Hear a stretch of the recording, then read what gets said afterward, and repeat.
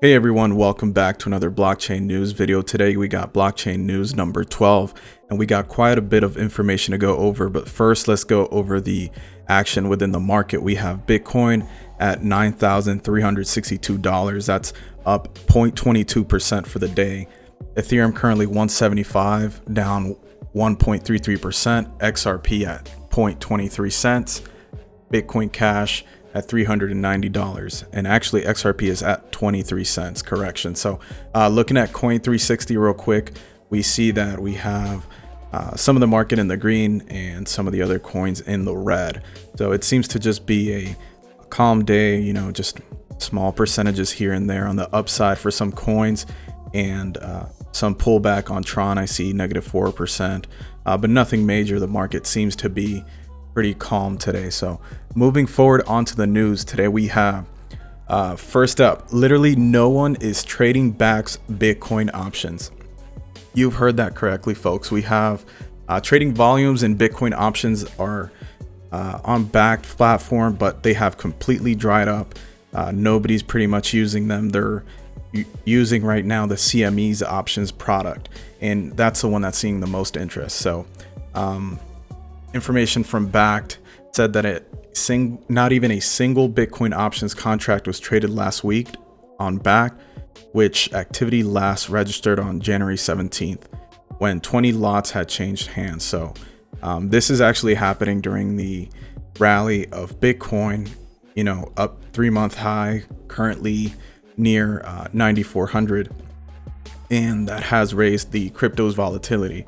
You would expect that the spike in volatility would bring new options contract, but that has not been the case for New York-based Bakkt. So they first launched their regulated Bitcoin options in December 9th. They had their cash settled futures and physically settled futures November and September respectively. But right now, due to the CME getting involved, that is Chicago Mercantile Exchanges, it's currently trading on its first day options at 2.3 million. In comparison to Bakkt, it only did over 1 million options in the first 4 weeks. So the highest contract it did have was 500,000, and the CME listed options on January 13th, a month after Bakkt's launch. So it's interesting how institutional investors are preferring CME over Bakkt. It's important to keep in mind that these two are probably going to keep competing. But the big difference here is that even though Bakkt futures witnessed a record trading volume of 6,600 contracts on December 18th, the CME futures registered an average daily volume of 6,400 in 2019. However, the difference is substantially more pronounced given that Bakkt's contracts are for 1 Bitcoin each, while the CME futures contract size is in 5 Bitcoin. So that's pretty interesting to keep note of. Let's see how Bakkt is going to be doing with their Bitcoin options throughout the year. Next up, we have former Coinbase COO joins blockchain-based lending firm Figure. So Asif Urji, the former president and chief operating officer of Coinbase, is the new president of Future Technologies, the blockchain-based lending firm backed by Morgan Creek Digital. The Figure CEO Mike Cagney said in a statement that the company would be creating a merchant bank with Urji's help. Cagney is perhaps best known for being the co-founder and former CEO of SoFi, the digital consumer finance company. This Figure raised 103 million last month and has a valuation of more than 1.2 billion. Prior to Coinbase, Urji served as president and COO at TD Ameritrade. So that's pretty big. The opportunity now is to scale for more financial products and open this capability to all financial institutions. He stated that he feels fortunate to be able to help make the promise of blockchain a reality. So just more news, right, of big partnerships and big leaders within the blockchain space creating their own companies to get involved. And this one again is backed by Morgan Creek Digital. So All right, so next up we have UK financial service provider Coinbase Bitstamp awarded FCA payments license. A company that provides financial services for cryptocurrency companies including Coinbase, Bitstamp, and Galaxy Digital has been awarded a payments license by the UK's Financial Conduct Authority. So pretty cool just to see more companies being able to receive these licenses and operate in different locations. This is going to be the first and only crypto-focused company to have registered as an authorized payment institution in the UK. So that's pretty big. With British banks reluctant to engage with crypto firms, BCB is one of the few options available. The firm said it takes a dedicated focus on business-to-business payment services, including business accounts and cryptocurrency market liquidity for some of the world's largest crypto-engaged financial solutions. So more and more corridors for companies to jump right in different countries. Next up, we have Coinbase Custody goes international with new entity in Ireland. So they established their new offices over in Ireland since they were already operating with European clients from the UK, Switzerland, Germany, Finland, Netherlands, and more since 2018. Basically, they now have 8 billion in assets under custody, up from the 7 billion announced last November. So that's quite an increase of 1 billion already in 2 months. That's pretty big for Coinbase. As part of the transition, all staking activity performed by Coinbase will also migrate to Coinbase Custody International, the firm said. So according to a source with knowledge of the regulatory landscape, there's still ambiguity regarding the tax implication of staking, where asset holders are rewarded in crypto for helping to secure proof of stake networks such as Tezos and others. Some investors outside the US are therefore hesitant to stake with US based firms, the source added. Coinbase, a separate entity from Coinbase Custody International, received an Irish e-money license in October 2019. The company announced the creation of its Dublin office in October 2018. So just pretty cool to see that. Right now, they're going to be incorporating their staking activity also within the Ireland office and in that area. And we're going to see how other people take up with Coinbase for staking. Coinbase hires Google VP as Chief Product Officer. So Surajit Chatterjee spent 11 years at Google, where he worked on payments, ad tech, and commerce. He most recently led the continuing development of Google Shopping, a service available in more than 90 countries. So Google Shopping is actually quite big. When you're ever searching for anything, there's now a tag within Google that shows you a shopping link, and you can go into that shopping link and you can find that specific product and find other competitive products within the area, and they pretty much show you the best options for the kind of product you might be looking for. So he pretty much spearheaded that development, and now he's going to be working for Coinbase as their vice president of product, or chief product officer. So in his new role, Chatterjee will focus on making the crypto economy accessible to millions more people through Coinbase's suite of products. Coinbase will revolutionize global financial services in the same way that Google revolutionized the internet. That's what he stated there. It's a pretty big claim, but then again, maybe he can back it up, right? Because of him working at Google and having previous experience with other product Indian e-commerce site Flipkart. So he seems to be more than qualified for the job. Now we need to see if he's going to be able to deliver. Next up, we have developers say Google Play unfairly booted their Bitcoin rewards game. Google recently suspended and removed Bitcoin rewards game Bitcoin Blast from its Google Play App Store for allegedly deceiving users, but it will not explain to the developers what exactly was deceptive about the game. On January 20th, Google pulled Bling's Bitcoin Blast. It's a match 3 puzzle game that rewards users with Bitcoin redeemable loyalty points. The Android version of the game had been live on the Play Store since May 2019. The CEO, Amy Wan, told CoinDesk, It had amassed 800,000 users, 20,000 ratings, and 13,000 written reviews, placing it at the top rank for Bitcoin reward searches. So that's pretty big achievements there in this past year for them.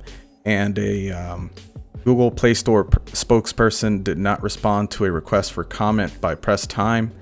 They are saying that they worked very hard to get there, and now just getting banned it's kind of unfair. So if they don't know what Google thinks is deceptive about the game, how can they stop being deceptive? We know the game inside out, and Google is spending maybe a minute reviewing it. So I'm hoping that this does get unbanned. But as we get further into the story, one of the reporters played the iOS version of Bitcoin Blast for about 25 minutes on January 28th, earning slightly more than 1,000 loyalty points, the minimum amount users can convert into Bitcoin. Attempts to convert the points were successful on the iOS version. The reporter's newly made Coinbase account received 103 sats or satoshis on January 29th. So that's actually quite a fair amount of Bitcoin there for just 25 minutes of play, and that's pretty cool, right? Bling in the app may now have to reset. Juan said Google would not let her team fix Bitcoin Blast without submitting an entirely new version under a fresh bundle ID. And if you developed apps, you'd know that if they do this, essentially they are going to be deleting the game's amassed history, user reviews, right? They're essentially presenting a fresh new bundle to Google. So they don't want to do that. Google further informed Bling additional suspensions of any nature may result in the termination of the developer account, investigation, possible termination, all that information. So it would effectively throttle Bling's entire tech infrastructure, including its iOS hosted app on Google Cloud. So I'm hoping they get this sorted out. It seems like this Bitcoin app is actually very good.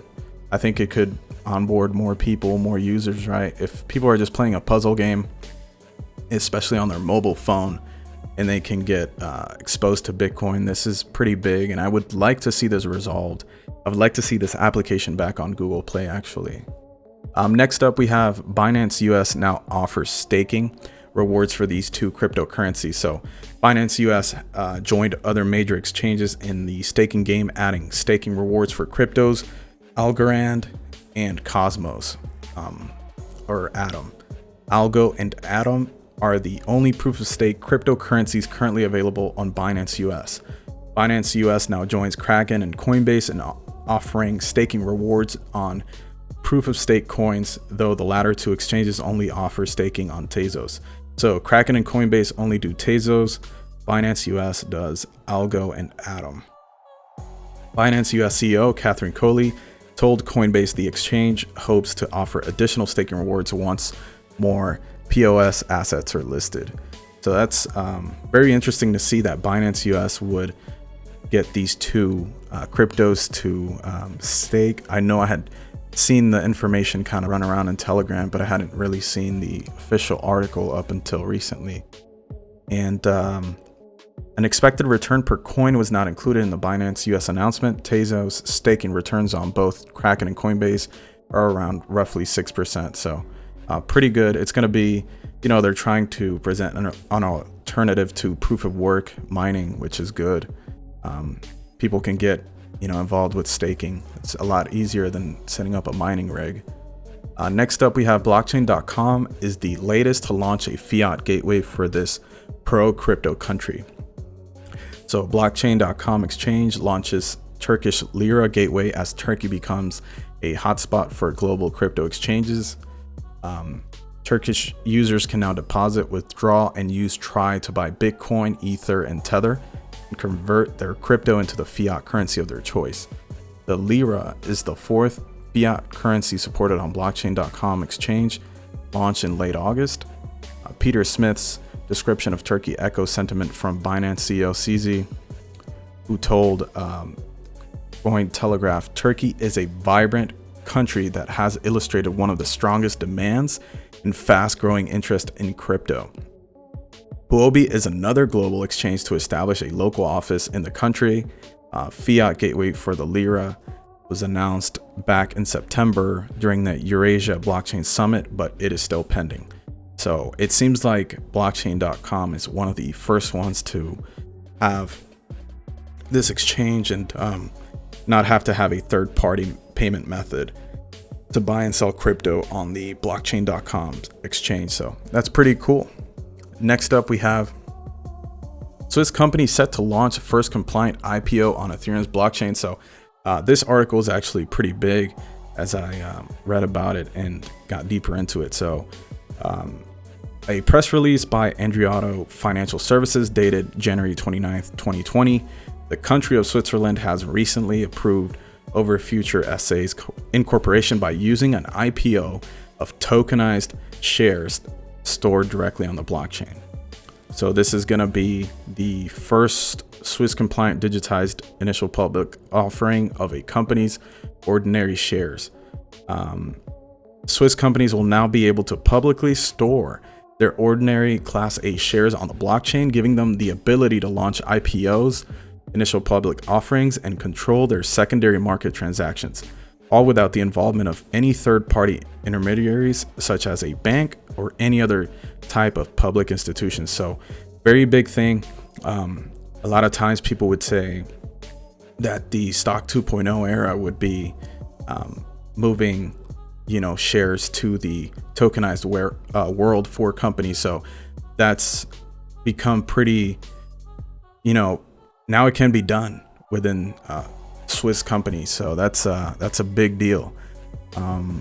More about that. We have the main difference between the other forms of securities that are currently available on the blockchain is that Overture's articles of incorporation directly state the digital nature of the shares or tokens, and that the shareholders registry will be stored using blockchain technology. So that's going to make it more secure, right? We're not going to have confusion on who's accessing the funds and all that, who the tokens actually belong to, as opposed to traditional shares. So that's pretty cool.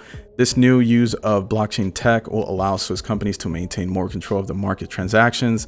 Additionally, the use of blockchain tech will also keep the clearing and settlement functions completely decentralized via the use of smart contracts, making transactions safer than ever before. Overfuture is set to use the Ethereum blockchain for its IPO. Smart contracts will be provided and handled by the European Digital Assets Exchange. Swiss Digital Exchange are now preparing themselves to usher in this new era of tokenization. So it's here, guys. The tokenization of stocks is pretty much started here in 2020. Next up, the CEO of Cosmos Atom developer company steps down. He plans to keep working in the ecosystem on Virgo project. So Cosmos Network was launched in March 2019 to act as the Internet of Blockchain. Since its launch, it has seemingly emerged as one of the most promising coins in the blockchain space. With its native token Atom, it's currently ranked 19th largest cryptocurrency in terms of market cap. Again, he will be stepping down from Cosmos to focus on Virgo and ensure that the ICF conduct their functions as intended. The ICF is a nonprofit foundation that is mandated to promote and develop tech and dApps which focus on the Cosmos ecosystem. He then goes on to state, this move does not mean that Juan is abandoning the Cosmos project. The CEO said he would step down once his transitions plans have been finalized, and after that he will continue to serve as a council member of the ICF. So he's not leaving Cosmos. He says that his main focus is going to be Virgo, and that Cosmos is going to be a submission for him. Basically, Cosmos has been working pretty well without him anyway, so he sees his energies better with the Virgo Foundation or Virgo project. So it's a foundation that aims to provide the world with the best open collaboration tech. Virgo aims to use this new foundation to help solve the world's greatest challenges, such as preventing catastrophic climate change and environmental destruction, and providing for the basic human needs of members across the globe. So I definitely do need to do more research on Virgo. It sounds pretty interesting, the things that they're trying to achieve, especially now that Cosmos is regarded as such an important cryptocurrency in terms of market cap. So I'm gonna try to figure out more on this Virgo project. Next up, we have Bitcoin bull Mike Novogratz says that he would short all altcoins. Galaxy Digital CEO Mike Novogratz is not the biggest fan of altcoins right now. He doesn't understand why alts were rallying. He believes Bitcoin to be digital gold. And, you know, they had a breakout back in mid-January, and he had offered a dinner in New York to anyone who would offer the best explanation. So not really sure why, you know, people would make comments like that, but some people just think altcoins are, you know, ridiculous. You only need Bitcoin. Next up, we have, did Ethereum silently give up on Plasma? So Plasma was conceived as a network of sidechains attached to the main Ethereum blockchain. They would have allowed offloading of the majority of the transactional load, improving scalability by orders of magnitude in theory. So they did have different solutions for Plasma throughout 2019. As ZK rollups, zero knowledge proofs to guarantee correctness of all transactions on the sidechain, because the biggest issue was trust in the operators. But, you know, slowly they started they started forgetting about Plasma. So now the idea is all about sharding, and some negativity was shown towards Plasma back in August 2019 by Vitalik. He acknowledged the same issues outlined by Dragonfly. He argued that the problem of exiting the sidechain makes it impractical for public usage. So we do see there was another company, Amisego project, is still pushing forward with Plasma, so they're still going to try and incorporate it. But right now, the Ethereum portion community, the community of Ethereum is, you know, hasn't really talked about Plasma. They're just focused on sharding for now. And last up, we have Bitcoin Cash dev tax still might go live despite Roger Ver revoked support. So there's some more information here. When we first covered this article, remember Bitcoin.com, Roger Ver had mentioned that he was going to revoke his support for the 12.5% proposed tax on miners for Bitcoin Cash mining pools. So even though they pulled back, the dev tax is wounded but not dead. There's some developers are warning that the community, some big miners, are still interested in offering that 12.5% reward for mining. One of the bigger ones is BTC.top. The CEO of this bigger mining pool for Bitcoin Cash stated that he wants to direct 12.5% of mining rewards to support the BCH infrastructure over a 6-month period. His post included a threat to orphan the non-complying BCH blocks. Those blocks would no longer be included in the blockchain, leaving a miner without the reward. So that's actually pretty scary, guys. Besides BTC.top, the proposal was signed by other large mining pools to include Ampool via BTC, BTC.com, and Bitcoin.com. But remember, Bitcoin.com was revoked back on Tuesday. So even having these 4 big miners still in play, that could technically cause Bitcoin Cash to, you know, be took over and forced to go into the new 12.5% mining reward. So that may not be great for the smaller miners, but you know, that's what it looks like here for the Bitcoin Cash blockchain. The response from the vast majority of miners was negative, including dramatic calls for a massive exodus from the coin. The main issue, according to the critics, was based on centralization. So let me go back to Coin360. We don't really see a price change off of this kind of news. Maybe it's still fresh. Maybe people haven't really decided what they're gonna do, but keep an eye on Bitcoin Cash just in case, because I thought this whole miner tax was gone, and it seems like the other big miners or mining pools are still looking to enforce it. So that's pretty worrisome. But anyways, guys, that's gonna be it for today on Blockchain News. If you've enjoyed the video, go ahead and click the like button. You can obviously sub to the channel. I'm gonna be making more blockchain news videos for you guys. Comment down below and support me. And yeah, I'll see you guys on the next one.